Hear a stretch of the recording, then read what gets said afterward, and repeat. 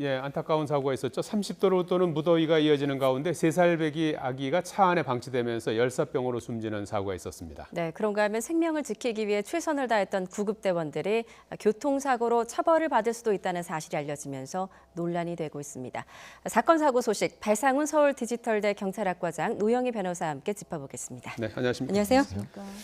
자, 몇 가지를 좀 다뤄보도록 하겠는데요. 먼저 경남 의령군에서 어제 실외 주차장에 그 3살 배기 어린이를 자동차 뒷좌석에다가 이제 방치해놓고 4시간 정도 있었다고 하죠. 그래서 사망하는 일이 있었죠. 예, 그러니까 어떻게 된 건지 좀 자세히 설명해 주시겠습니까? 60대 외할아버지가 있는데 이분은 이제 자기 그 딸하고 그 사위의 아이를 어린이집에 데려다 주려는 생각으로 뒷자리에 태우고 자기가 원래 있는 직장으로 가서 근데 깜빡 잊은 겁니다. 뒤에 네. 아이가 타고 있다는 것을.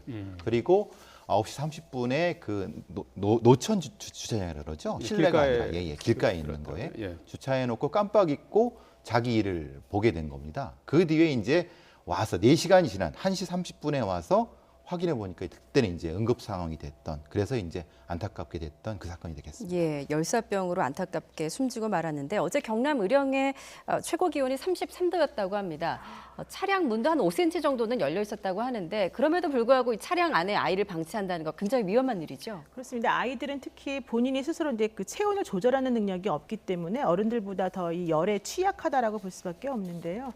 기본적으로 그 실험을 해보았더니 그 그늘에 주차를 했을 때에도 사실 생각보다 온도가 많이 올라가더라. 그러니까 차 안에 온도도 올라가고 아이의 온도도 올라가더라. 그런데 어제 있었던 그런 땡볕 같은 경우에는 외부 온도하고 10도 이상의 차이가 나는 그 더운 그런 고열이 이제 안에서 발생하기 때문에 아이들 예. 입장에서는 매우 힘들었던 것 같습니다. 예. 네, 오전 9시 반부터 1시 반까지 4시간 방치돼 있었던 건데 문이 5cm나 열려 있었는데도 온도가 많이 올라갔던 것 같아요. 그 열축적이라고 합니다. 예. 자동차를 잘 보시면 사실 겉으로 보기엔 달리 이게 다 쇳덩어리입니다. 예. 쇳덩어리니까 그것이 바깥으로 배출되지 않는 상태에서 달궈진 상태거든요. 그게 보통 1시간당 한 5도 이상씩 올라가기 때문에 안에 있는 우리가 가장 많은 그 사고는 뭐냐면 일회용 라이트가 터지는 경우가 제일 흔합니다.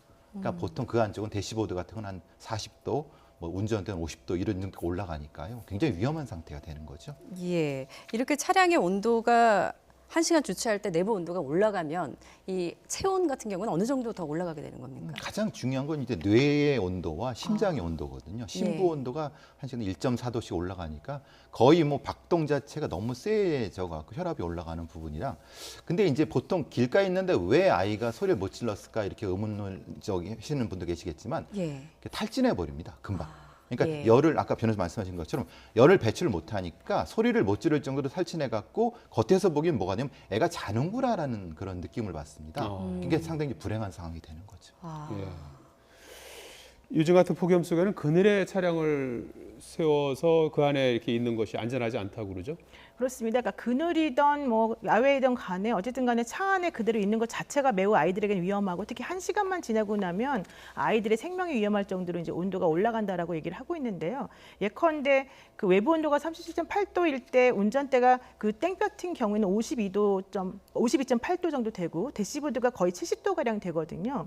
그리고 실내 온도가 46.7도에서 10도가 이제 올라가는 상황인데 예. 그늘이라 하더라도 사실은 그 실내 온도 자체는 그렇게 많이 달라지지 않지만 운전대라던가 대시보드가 상당히 올라가는 상황이 돼버리거든요.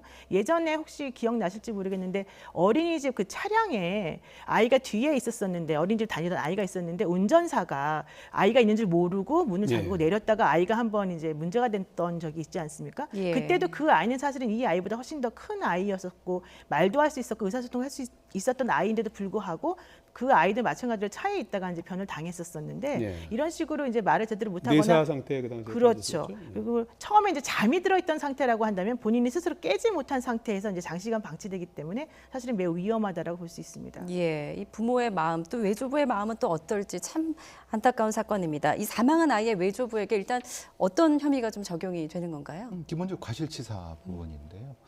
사실 이거는 뭐 형벌의 문제가 아니라 평생 심적인 고통을 뭐 받을 것 같고 뭐 형벌이야 변호사님 말씀해 주시겠지만 아무래도 그것보다는 이 가족 관계가 무너지는 것 자체가 가장 큰 문제가 아닐까 싶습니다. 예. 외국에서는 일정한 연령대 이하의 어린이를 차 안에 혼자 두는 거를 금하고 있죠. 우리는 그런 법이 없습니까? 우리나라는 예를 들면 뭐 그냥 차에 놔뒀다고 해서 그 부모를 처벌하는 규정이 없습니다. 그러니까 이번 같은 경우도 원화가 등원하지 않았기 때문에 어린이집에서 사실은 전화를 해줘야 되는 게 아니냐라는 얘기를 많이 하고 있는데요. 어린이집에 아이가 오지 않는다고 해서 무조건 전화를 해야 되는 규정 자체가 일단 없을 뿐더러 그렇게 하지 않았을 경우에 당연히 그러니까 처벌 규정도 없겠죠. 그렇지만 외국 같은 경우에는 뭐 미국은 특히 이제 10개 주 정도에서 만 6세 이하의 어린이를 혼자 놔두게 되면 그 형사적인 처벌을 받을 수밖에 없는 구조가 되는 것이고요.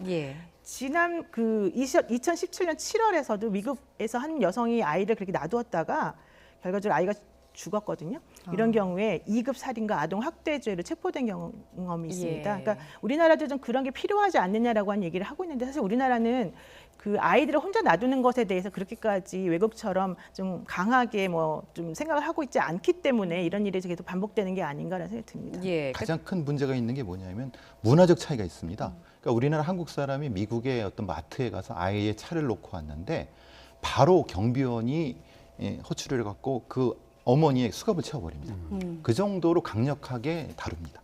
우리는 그렇지 않지만. 그러니까 지난해 괌에서 아이를 차량에 두고 마트에 갔던 한국인 법조인 부부가 현지에서 체포가 됐잖아요. 근데 국내에서는 별다른 처벌을 받지 않았었어요. 그건 왜 그러냐면 그 아이가 무사했기 때문에. 그러니까 그 아이가 그때 한 40분 정도 차에 있었었는데 무사했던 이유는 일단 날도 뭐 좀 그렇게 아주 뜨겁진 않았지만 주변에 지나가던 분들하고 경찰이 사실은 아이를 이제 구조를 먼저 해주었던 게 중요했거든요. 그러니까 외국에 있는 그 법 규정에 의하면 그냥 방치하는 것 자체만으로 사실 처벌받지만 우리나라에서는 사실 돌아왔을 때 그분들에 대해서 처벌해야 된다는 목소리가 엄청났었지만 그럼에도 불구하고 처벌 규정이 없었다는 게 문제였습니다. 만약에 그 아이가 그 차에 있다가 다쳤다라고 한다면 우리나라도 아동학대 이런 것을 아마 그 처벌을 받았을 가능성이 있어요. 그런데 현재 이제 그렇게까지는 결과가 나쁘게 나오지 않았기 때문에 단순 경고 정도로 이제 그치고 만 것으로 봅니다.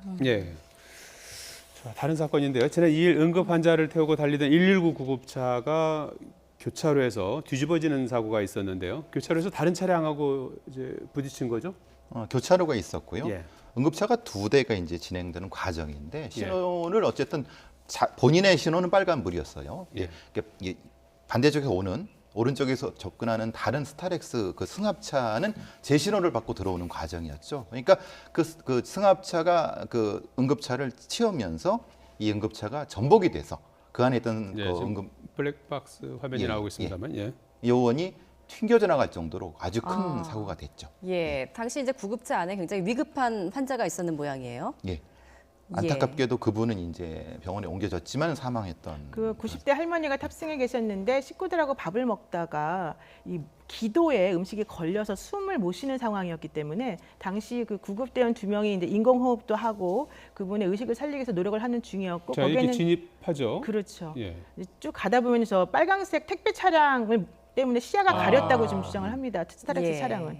그래서 저렇게 이제 부딪히고 지금 차가 옆으로 넘어졌는데 구급대원들이 나와서 기어서 할머니를 또 살펴보는 그런 모습까지 나오고 있습니다. 저런 사고에도 불구하고 구급대원들도 바깥으로 튕겨져 나왔는데 일단 환자를 이렇게 챙기는 모습이 지금 화면에 포착이 됐거든요. 기어가서 이렇게 지금 그 상황에서 응급조치를 하는 그런 모습이 조금 전에 잠깐 보였습니다만은 이런 상황에서 지금 구급대원이 처벌을 받을 수도 있다는 건 또 뭐 어떻게 된 겁니까? 그러니까 도로교통법상으로 저런 식의 이제 긴급 구조 차량 같은 경우에는 신호나 속도 같은 것들에 대해서 일반인들하고 다르게 좀 그런 차별을 받지 않습니다. 그러니까 신호를 지키지 않아도 되고 속도도 위반해도 되는데 문제는 사고가 났을 때는 교통사고 처리 특례법으로 우유를 받거든요. 그러니까 도로교통법상으로는 저 차가 저런 식으로 가도 되지만 차 사고가 났을 경우는 이들에 대한 면책 규정이 없다는 게 바로 양 법규가 다른 점입니다. 그래서 사실 저런 경우에는 처벌을 면하게 해줘야 되는 게 아니냐라고 한 얘기도 있고 또 실제 경찰에서의 그 지침은 3주 이하의 그런 경미한 부상을 입은 사건의 경우에는 입건하지 않는다라고 하는 게 이제 지침으로 나와 있다라고 하는데 그럼에도 불구하고 규정 자체에는 실제 면책 규정이 없으니까 아마도 이제 국회 본회의를 통과하지 못한 여러 가지 법률이 있었기 때문에 그런 것 같은데 결론적으로는 이번에 만약에 그 빨강불에서 달린 저 차의 문제라고 판단이 된다면 운전자가 사실은 처벌을 받을 수밖에 없는 구조가 되는 거죠. 좀 복잡한 문제가 됩니다. 왜냐하면은 분명히 신호는 이 승합차 운전자는 자기 신호를 받고 들어왔기 때문에 그 사람의 과실은 없다고 치면은 이 긴급자동차를 운전하는 사람의 과실이라고 치고 그럼 거기서 벌어지는 여러 가지 뭐 손해라든가 아니면 뭐 여러 가지 그 부분에 대한 책임이 져야 되는 부분이고요. 이건 분명히 신호 위반입니다. 11대 중과실에 들어가는 거기 때문에. 근데 지금 보십시오. 저기 화면에 나오고 있습니다만 이제 소방대원들이 본인들도 다친 것 같은데. 그렇죠. 거기서 또 응급 조치를 하는 그런 모습을 볼 수가 있거든요. 근데 저기서는 지금 택배 차량에 대한 책임 소재도 좀 따지고 있습니다. 예. 지금 스트렉스 차량의 운전자가 나는 사실은 택배 차량, 그 빨간색 택배 차량이 저쪽에 있었었는데 저 택배 차량 때문에 시야가 가려서 119 차가 오는 걸 못 봤다라고 좀 주장을 하고 있거든요. 그래서 택배 차량이 사실 주정차를 제대로 했는지 이것도 이 사건에서 좀 관건이다라는 얘기를 하고 있기는 해요. 근데 예. 어차피 만약에 택배 차량이 주정차를 잘못했다 하더라도 그냥 과태료 정도 처분 받는 것으로 끝나기 때문에 그 본질적인 문제는 또 안 될 수밖에 없어서 이거는 아마도 교통사고 처리 특례법 자체를 좀 바꾸는 방향으로 가는 게 낫지 않냐. 왜냐하면 할머니가 다치지 않았으면, 그러니까 죽지 않았으면 상관이 없는데 할머니가 지금 사망을 했단 말이에요. 그래서 사망한 예. 원인이 실질적으로는 저 차량의 그 사고 때문인지 아니면 원래 뭐 돌아가신 상황인지 이것 따라서 또 조금 달라질 부분이 있습니다. 예. 치사가 되는 거죠. 그러니까 원래 돌아가신다는 건 누구도 확정할 수는 없었는데 저 사고 때문에 돌아가셨다고 유가족이 문제를 제기하면 이건 문제가 될 수 있는 부분이거든요. 예, 뭐 지금 저 청와대 국민청원 게시판에 이제 구급차 운전자의 선처를 요구하는 이 게시물에 동의가 잇따르고 있다고 하는데 좀 해결책이 있어야 될 것 같습니다. 자, 이번에는 나라 밖 소식 좀 알아보겠는데요. 얼마 전 태국 치앙라이의 동굴에서 실종됐던 소년 13명 기적적으로 발견이 됐는데 모두 건강히 살아있다라고 전해지고 있지만 구조 작업이 만만치 않은 작업이라고 합니다. 먼저 발견 당시 무사한 소년들의 모습 함께 보시죠.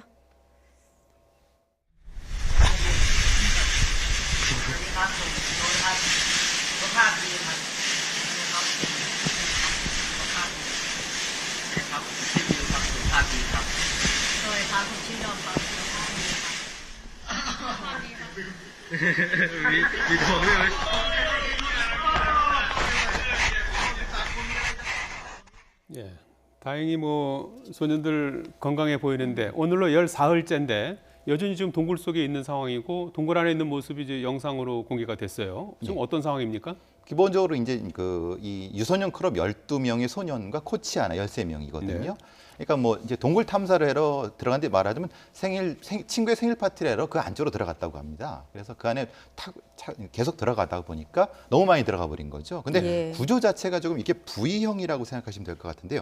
그렇게 되면 이제 물이 갑자기 차버리니까 중간에 있는 통로가 지금 물로 막혀 있는 상태가 되는 거죠. 근데 그게 너무 길어 갖고 4km 정도 된다고 하는데요. 힘드네요. 예. 근데 보통 이 정도면은 해군 특수부대들도 굉장히 힘든 게 나올 수 있는 상황밖에 없는데 지금 저 아이들이 그 나올 수가 없는 상태이기 때문에 동굴의 중간이 물로 막혀 있는 상황이군요. 이게 물도 그냥 물이 아니라 좀 진흙탕물 같은 거 있지 않습니까? 그런 것을 있기 때문에 그러니까 보통의 그 어떤 뭐 잠수부들도 나오기 힘든 상황이어 갖고 예. 이쪽 끝에 있는 거죠. 그리고 다행히 이제 산소는 공급되고 있고 또 먹을 것도 이제 그걸 통해서 공급되는 상황으로 지금 돼 있습니다. 예, 지금 뭐 친구 생일 파티 그 간식으로 지금 연명을 하고 있다고 하는데 현재 어떻게 좀 버티고 있는 건가요? 그러니까 6월 23일 날 사실은 팀 훈련을 마치고 이제 이 아이들의 팀명이 무빠라고 하는 야생 멧돼지라고 하는 이름을 가진 이제 팀이었는데 예. 훈련을 마치고 이제 관광을 한번 해보자라고 해서 동굴 안으로 들어갔어요. 근데 이 동굴 자체가 매우 유명한 동굴이긴 한데 10km 정도나 되는 제일 긴 동굴이라고 해요. 예. 근데 들어가자마자부터 이제 오후에 비가 막 쏟아지기 시작한 겁니다. 그래서 이 아이들이 아마 쫓겨서 좀 안으로 쏙 들어갔던 것 같고 그 중간 중간에 이제 챔버라고 해서 방같이 이렇게 그 구멍 같은 게 있어서 그 안에 물이 지금 가득 차 있고요. 또 실질적으로는 발견된 장소가 영국 그 동굴 탐험하는 2명으로부터 발견됐는데 한 5km 정도 그 되는 지점에서 발견이 되어 있어서 지금 나오려고 하면 이쪽으로도 못 나오고 저쪽으로도 못 나오는 상황이 돼 있는 거예요. 근데 예. 이 아이들이 어떻게 버텼냐라고 했더니 이제 저 코치가 사실은 상당히 지금 현명하게 잘 아이들에게 그 쓸데없는 에너지를 낭비하지 말아라라고 해서 몸 움직임을 자제시켰고요.